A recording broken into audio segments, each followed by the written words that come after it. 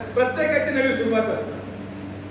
अमोल खताळांना जेव्हा संजय गांधी निराधाराचं अध्यक्ष केलं तेव्हा कोणी हा विचार केला नव्हता की हा व्यक्ती पुढे जाऊन आमदार होईल, पण आज आमदार.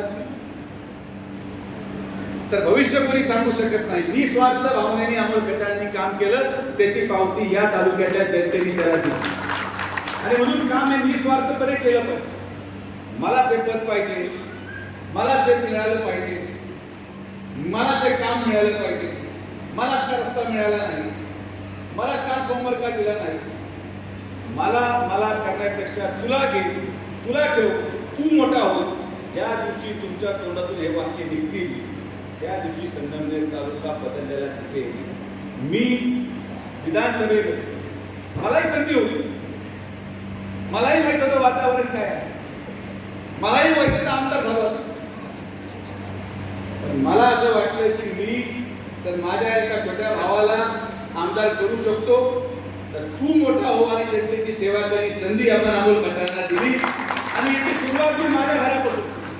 तर जी सुरुवात मी केली ती सुरुवात तुम्ही भविष्यामध्ये कायम पुढे चालू ठेवाल.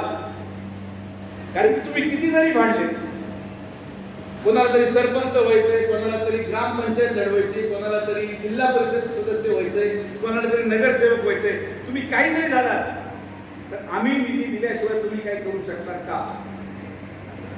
काय करू शकता?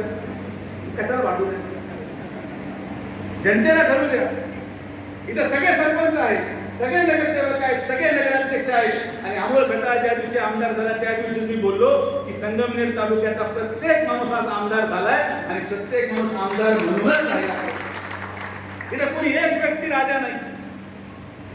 जेव्हा सामान्य माणूस आमदार होतो तेव्हा प्रजा त्याबरोबर असून प्रजा देखील आमदार होते. जी चूक 40 वर्षामध्ये जुन्या लोकांनी केली ती चूक आपल्याकडून होता कामा नये.